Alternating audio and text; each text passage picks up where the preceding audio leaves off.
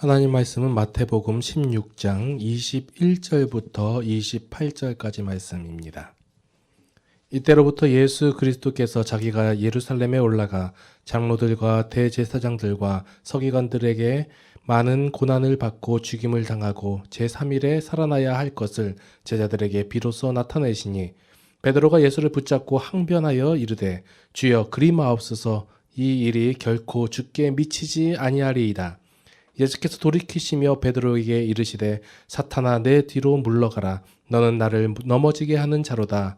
내가 하나님의 일을 생각하지 아니하고 도리어 사람의 일을 생각하는도다 하시고 이에 예수께서 제자들에게 이르시되 누구든지 나를 따라오려거든 자기를 부인하고 자기 십자가를 지고 나를 따를 것이니라. 누구든지 제 목숨을 구원하고자 하면 잃을 것이요 누구든지 나를 위하여 제 목숨을 잃으면 찾으리라. 사람이 만일 온 천하를 얻고도 제 목숨을 잃으면 무엇이 유익하리요? 사람이 무엇을 주고 제 목숨과 바꾸겠느냐? 인자가 아버지의 영광으로 그 천사들과 함께 오리니 그때 각 사람이 행한 대로 갚으리라. 진실로 너희에게 이르노니 여기 서 있는 사람 중에 죽기 전에 인자가 그 왕권을 가지고 오는 것을 볼 자들도 있느니라. 아멘. 자, 지난번에 설교에 이어가지고 지난번에는 베드로가 칭찬을 듣는 얘기였고요. 오늘은 베드로가 좀 혼나는 장면이에요. 제가 지난번에 이제 베드로가 그런 고백을 할 수 있었던 것은 베드로가 진짜 하나님을 알고 예수님에 대해서 알고 한 게 아니라 하나님께서 그렇게 하게 하셨다, 알려주셨다 이렇게 얘기를 한 거예요. 자, 그런데 오늘 말씀을 보니까 베드로의 모습이나 우리의 모습이나 별반 차이가 없음을 발견할 수가 있습니다. 여기서 예수님을 주님이라고 고백하고 나서도 여전히 죄의 사고방식과 인간의 생각에 사로잡혀 있다는 것이에요. 이 베드로가 가지고 있는 이 신앙 고백의 그 의미는 이 예수님께서 메시아, 구세주라고 인식을 했어요. 자신들을 구원할. 근데 제가 계속해서 말씀드린 사람들이 생각하는 메시아의 개념과 예수님께서 말씀하시는 메시아의 개념이 다르다라고 말씀을 드렸죠. 사람들은 자신들의 고통과 어려움과 힘든 가운데서 구원할 메시아를 바랬어요.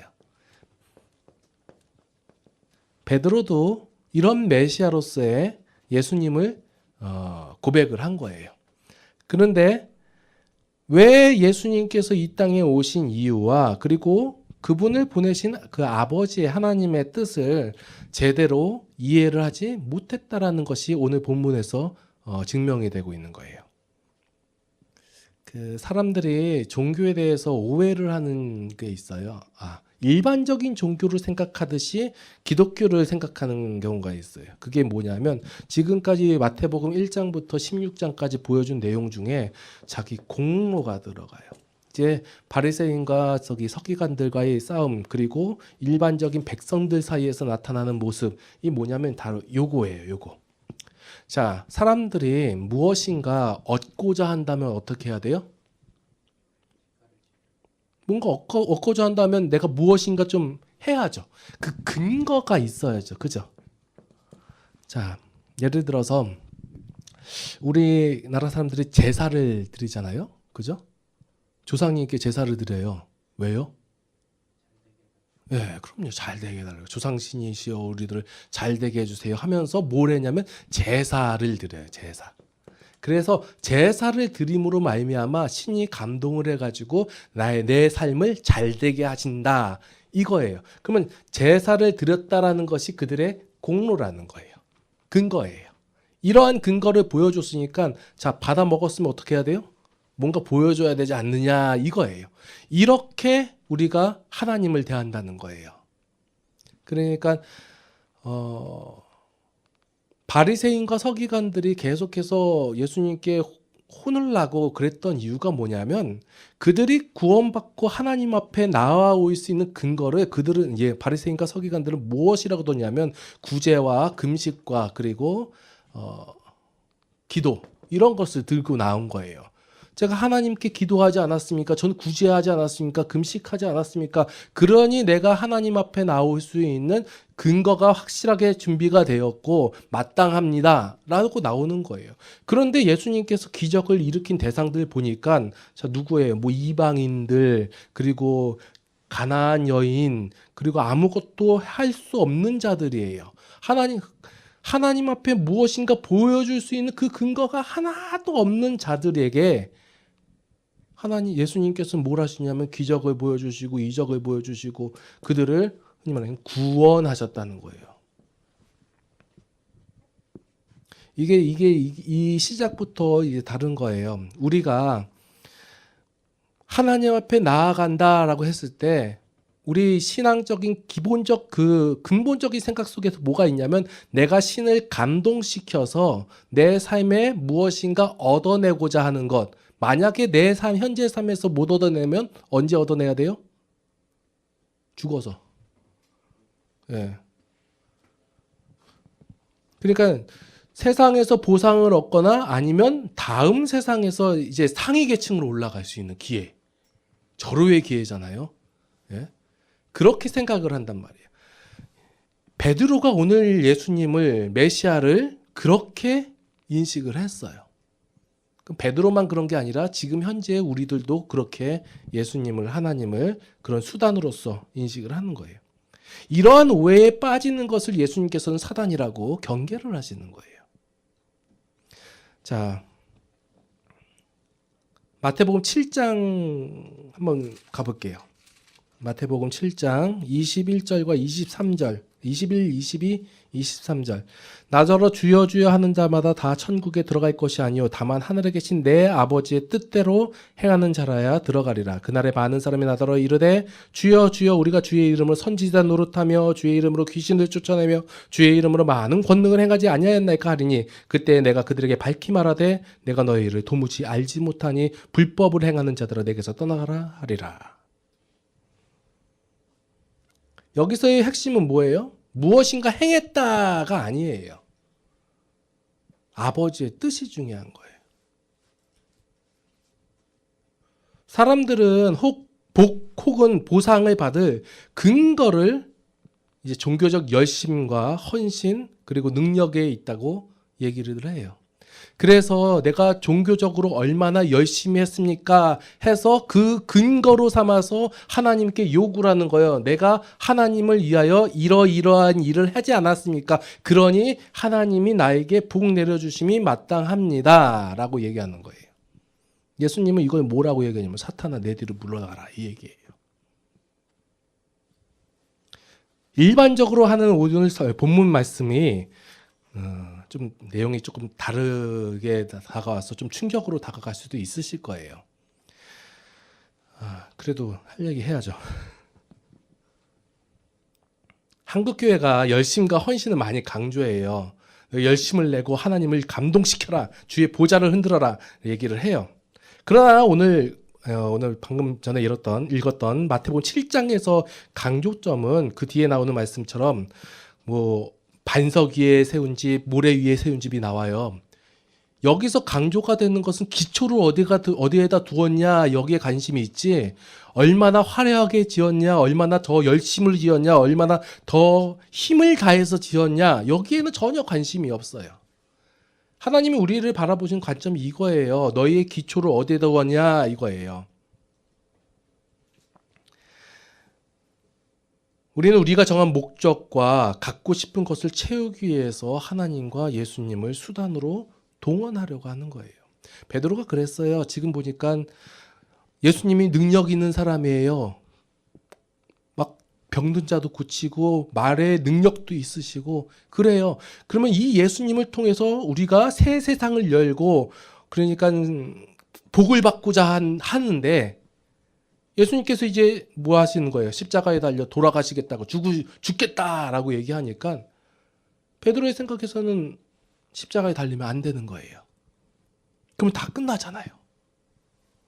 여태까지 내가 기대하고 바랬던 것들 끝나잖아요.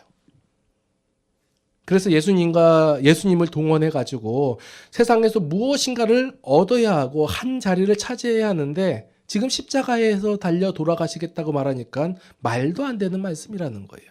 그러니 뭐예요? 주여 그리마옵소서. 항변하여 이르되 주여 그리마옵소서. 이 일이 결코 죽게 미치지 아니하리이다. 이 얘기예요. 여기서는 베드로를 언제든 우리가 참 그 전에 뭐라고 얘기했어요? 복이 있도다 라고 얘기하다가 사탄아! 이거 애가 갑자기 변하는 게 아니라 베드로 보고 사탄이라고 얘기하는 것이 아니라요. 지금 베드로가 말하고 있는 인식과 방식과 방법이 사탄의 방법과 원리라는 거예요. 그래서 이 베드로를 사탄이라고 예수님께서 지금 책망하거나 막 혼내거나 그런 장면이 아니라 그 사탄의 방법이 무엇인지를 깨닫게 하여서 죄인들의 한계가 무엇이냐라는 것을 알려주고 계시는 거예요.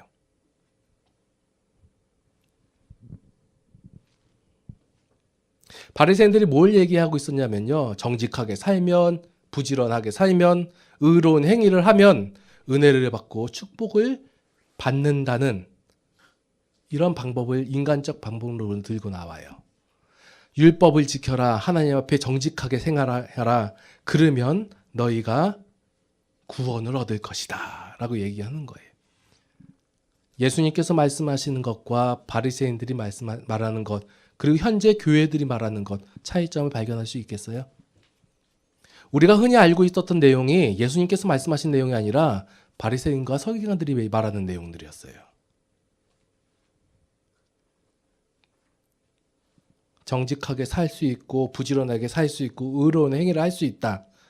그러면 은혜를 받는다. 축복을 받는다. 이거는 인간에게 있어서 인간론적 방법에 있어서 절대로 불가능한 일이에요. 왜냐하면 사람이 죄인이라는 사실을 모르기 때문에 그래요. 예수님께서는 이 죄인의 문제를 해결하러 오시는 거예요. 그래서 십자가에 달려 돌아가시는 거예요. 죽어야 되는 거예요. 죽으러 오셨으니까. 죽어야지만이 우리가 하나님에서 죄인에서 의인으로 될 수 있기 때문에 그래요. 죄인들은 이렇게 생각해요. 내가 의를 쌓고 착한 일을 쌓고 하나님을 위하여 어떤 일을 행한다면 내가 하나님의 방식대로 살 수 있을 것이다 라고 생각한다는 거예요. 그러나 예수님께서는 그게 아니다. 내가 너희를 그렇게 만들어주겠다. 그래서 예수님께서 우리를 그렇게 만들어 주신다고요? 그러면 내가 무슨 공로를 세워야 되고 무슨 근거를 갖고 나가야 합니까? 라고 얘기할 때 너희에게는 아무 공로 없고 아무 근거가 없다. 뭐로 되어지냐? 은혜로 주어진다 라는 거예요. 은혜로. 인간에게 있어서 이 은혜라는 걸 이 현재의 모든 삶 속에서의 이 은혜라는 것은 기독교에만 있는 거예요. 그런데 이 은혜가 은혜인 줄 모르고 정작 그 은혜를 갖고 있는 기독교인들마저도 이 은혜의 의미를 모르는 거예요. 자꾸 근거를 갖다 놓은 거예요. 왜 바리새인과 서기관들이 예수님께 책망을 받았냐라고 하면 그것은 하나님의 방법을 왜곡하였기 때문에 그래요. 자, 일반적인 다른 종교들은 괜찮아요. 자, 바알 신을 섬기는 사람들이나 아세라 신을 섬기는 사람들이나 괜찮아요. 그냥 바알 신을 바알이라고 얘기하고 부처를 부처라고 얘기하기 때문에 괜찮아요. 그런데 바리새인과 서기관들을 예전에 이제 그 유대인들이 왜 혼났냐면 금송아지를 만들었잖아요. 네. 요즘 저기 역대기에서 읽으면서 이제 그 느바세 아들 여로보암의 죄 계속 나오거든요. 이스라엘 왕. 그 죄가 뭐냐면 세 가지 죄가 있는데요. 그건 나중에 얘기하고 그 금송아지를 만들고 이게 너희를 인도하여 구원한 하나님이다 이래버린 거예요.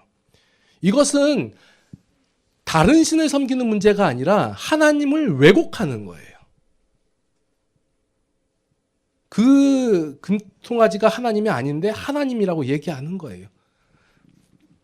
하나님께서는 우리를 은혜로 구원하시는데 우리가 어떤 근거를 만들고 공로를 세워야지만이 하나님께서 우리에게 복을 주신다고 말하는 것, 이것은 하나님을 왜곡하는 거예요. 여러분들이 하나님을 위하여 하나님께 향하여 어떠한 일을 하든 못하든 상관없이 하나님께서는 은혜를 주십니다. 이 말이 굉장히 어려운 말이에요. 여러분들이 어떠한 행위를 하든지 간에 우리는 여태까지 그걸 알았단 말이에요. 내가 어떠한 일을 행하면 그에 따른 반응으로서 신께서 나에게 어떠한 복을 주시고 행함을 하신다예요. 그러기 때문에 내가 잘한 행동을 하면 신이 복을 내려주시고 내가 못한 행동을 하면 신이 나에게 벌을 내려주신다. 이게 바로 우리 가운데 있던 생각들이란 말이에요. 그런데 하나님은 그렇지 않다라는 거예요.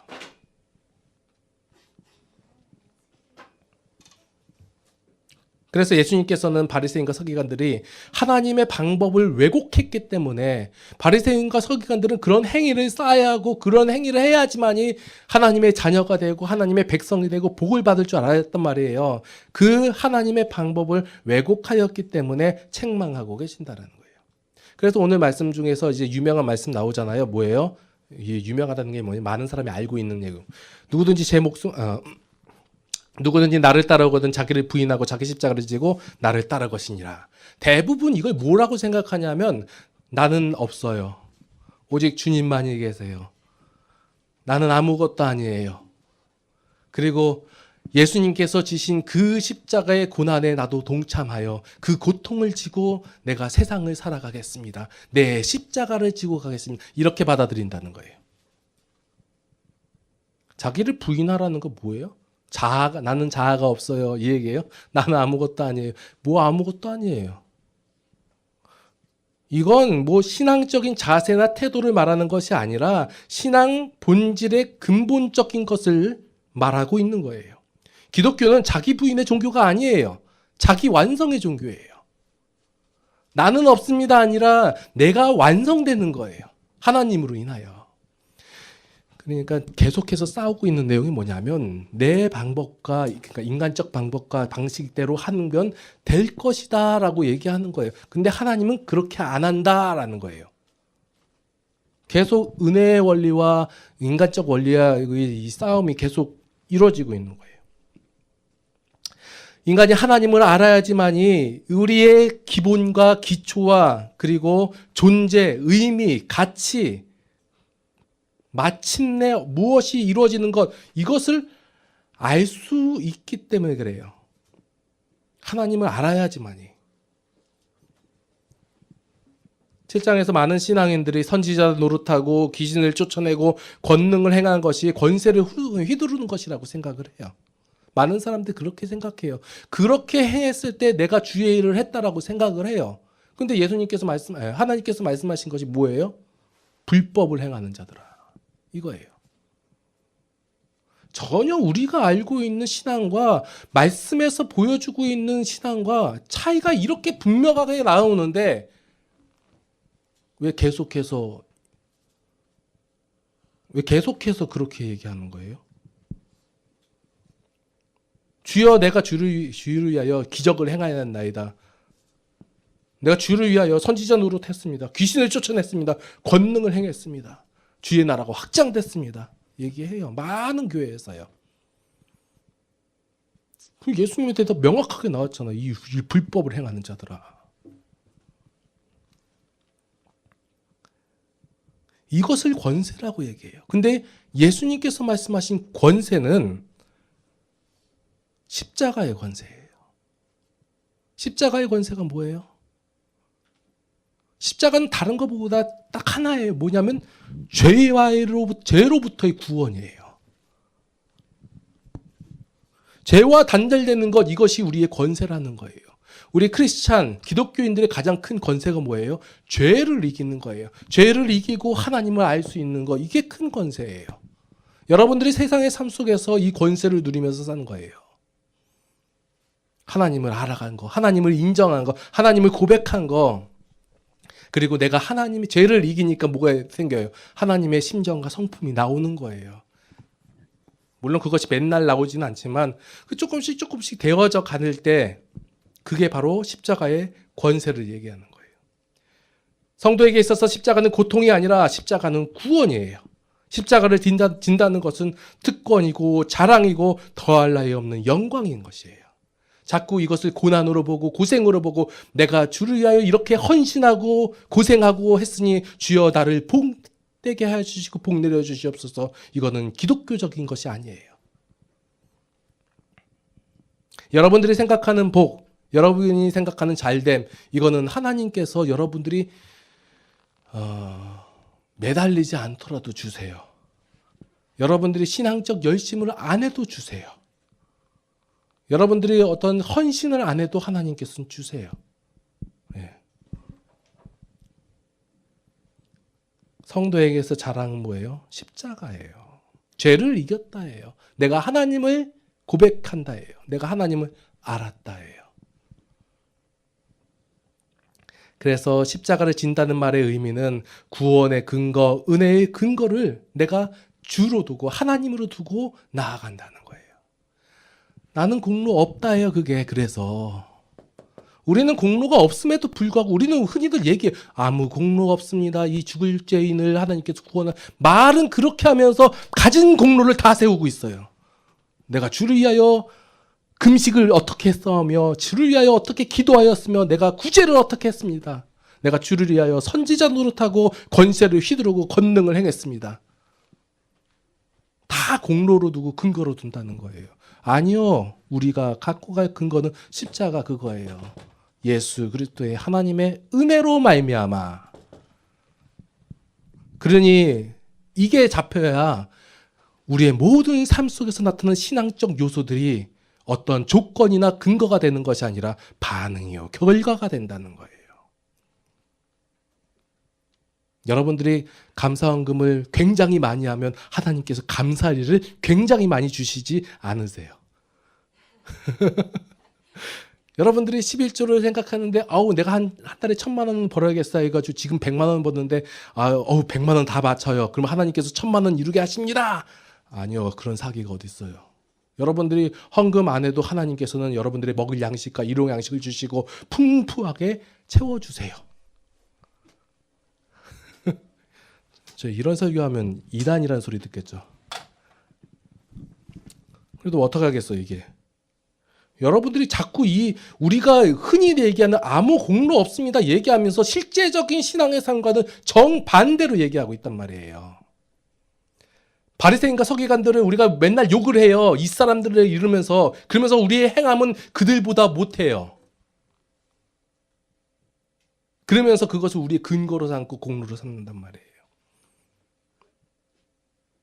십자가를 진다는 것은 고난과 고통에 동참하는 것이 아니라 그 영광의 자리, 구원의 자리에 그걸 인정하고 나의 방법과 나의 방식이 아니라 오로지 하나님의 방식과 원리로서 내가 하나님의 백성 되었고 하나님을 아는 자, 하나님을 고백하는 자, 죄를 이긴 자가 되었습니다라고 그 근거를 하나님께 두는 거예요. 이것이 자기 부인이에요. 나는 없어지는 게 아니라 내가 하나님 안에서 완성되는 거예요. 하나님으로 말미암아. 자, 16장까지 오면서 핵심 요걸로 달려온 거예요. 요거. 십자가 얘기하려고 계속 온 거예요. 예수님께 치유받은 사람들은 아무 근거도 없었어요. 이방인이고 나갈 수도 없고. 그러니까 나온 게 뭐예요? 그 사람들한테 얘기하는 게. 그 사람들이 이방인이었고 하나님께 뭐 하는 행동도 없잖아요. 그래서 성경에서 나온 말이 뭐예요? 믿음으로. 믿음은 또 다른 행위가 아니라 아무것도 근거가 없다 하니까 그 믿음으로 했다라고 얘기하는 거예요. 우리는 자꾸 믿음이란 단어를 어떤 행함이나 아니면 열심 아니면 작심 이렇게 생각한단 말이에요. 근데 믿음으로 했다라는 얘기는 뭐냐면 아무 근거나 공로가 너한테 없다 얘기예요. 같은 말. 하나님으로. 누구한테 네 믿음이 크다 했지? 백부장한테도 그랬고 그랬잖아요. 네 믿음이 크도다. 이게 뭐예요? 하나님의 은혜가 크다. 그 얘기예요. 자꾸 우리는 우리 자신들한테 그 근거를 두려고 하고 백부장이 이 사람 참 믿음이 있었어. 안 가고도 원격으로 고침을 받아. 그 혈루증 나는 여인, 예수님 옷자락만 잡아도 날 수 있는 그런 믿음을 가졌어. 자꾸 이렇게 가는데요. 전혀 그런 내용이 아니라 하나님으로 말미암아야 됐다라는 것은 믿음으로 해요. 그럼 여러분들은 다 믿음이 큰 사람들이죠. 기도하시겠습니다. 우리는 늘 하나님 앞에 나아갈 때 우리가 하나님을 위하여 어떻게 행한 것을 들고 나가려고 합니다. 그러니 하나님 이렇게 행했으니 우리에게 이러한 복을 주심이 마땅합니다 라고 하면서 그 근거를 우리에게 둡니다. 그러나 하나님께서는 우리의 모양과 우리의 행함과 우리의 어떠한 열심과 상관없이 하나님의 은혜로 우리를 구원하셨습니다. 그 하나님께 감사를 드립니다. 행한 대로 갚는다고 하면 우리 모두 다 죽어야만 합니다. 행한 것이 없기 때문에 그렇습니다. 그러나 하나님께서는 우리를 행한 대로 갚지 않으시고 우리에게 은혜로 더하여 주셨습니다. 그 하나님의 은혜에 다시 한번 감사를 드립니다. 이제 우리가 삶을 살아갈 때 하나님께서 어떻게 우리를 사랑하셨으며 또한 죄의 방법과 원리가 얼마나 완악하고 잔악하고 안 좋은 것인 것을 우리가 깨달아 알아서 하나님의 방법대로 하나님의 원리대로 세상을 누리며 기쁨으로 살아갈 수 있는 우리 모든 성도들이 되게 하여 주시옵소서. 이제는 우리 주 예수 그리스도의 무한하신 은혜와 하나님 아버지의 극진하신 사랑하심과 성령님의 감화 감동 교통 인도 보호 역사하심이 이제 우리의 삶 속에서 십자가의 권세를 누리며 살아가기를 원하는 모든 성도들 머리 위에 이제로부터 영원토록 함께 하시옵기를 간절히 축원하옵나이다. 아멘.